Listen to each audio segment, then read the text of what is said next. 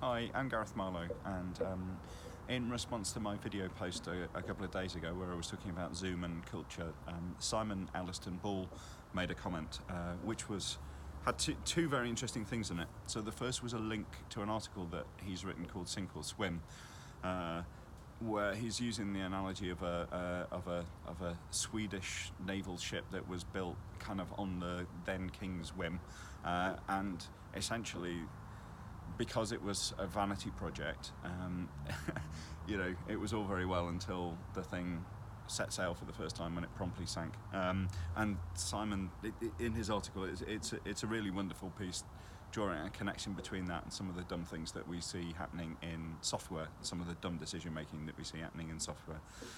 But the other thing that he did in his comment was ask the sort of question, how do we reconcile the tension between continuous delivery and software engineers needing to go fast and iterate quickly with some of these bigger questions that we might need to take into account when we are safeguarding our customers. So it's in the customer's interest that we move quickly and that we adapt, but it's not in their interest that we kind of do a Zoom.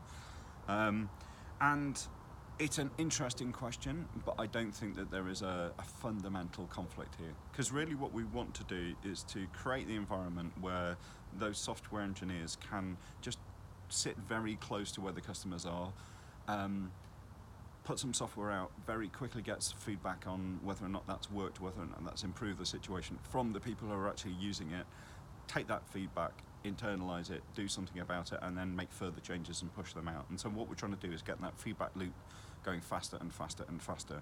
And it really isn't in anybody's interest if there's a sort of big complicated decision-making chain that has to sign all of that stuff off, or indeed whether that feedback loop is really slowed down by any changes having to go through some complicated approval.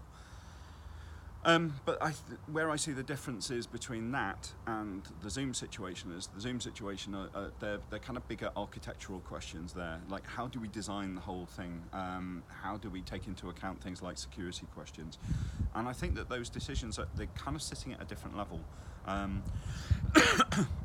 So sometimes we might want to take a bigger picture on those things because it's about policy. We want to have a standardized approach across all of our engineers with respect to certain questions. We don't want to keep on reinventing the wheel, and maybe we want to centralize some expertise.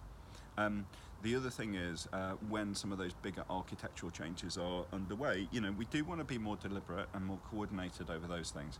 Now, I'm being deliberately agnostic here as to whether or not you should take the approach of you saying all of the relevant people get their heads together and make a decision, or whether you have one authoritative person who really knows their stuff and kind of issues orders. I'm not really qualified to give an opinion on that, and also it's very situational.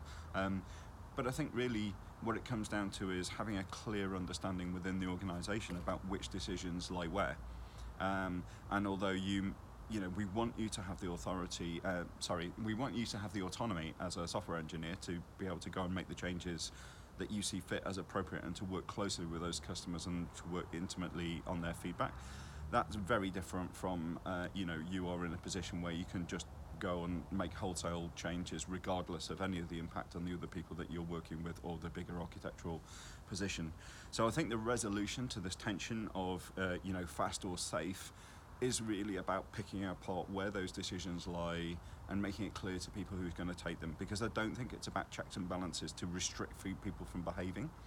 I think it's a lot more about just clarity, bring clarity to people, allow them to understand when they're building the software, what can I do and what can I do really quickly, and which are the things where I need to take a step back and work in concert with other people.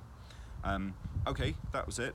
Really interesting question, Simon, and I would encourage everybody to go and read his Sink or Swim article, because it's very interesting. So I'll link to that below. I'm Gareth, and I'll see you next time.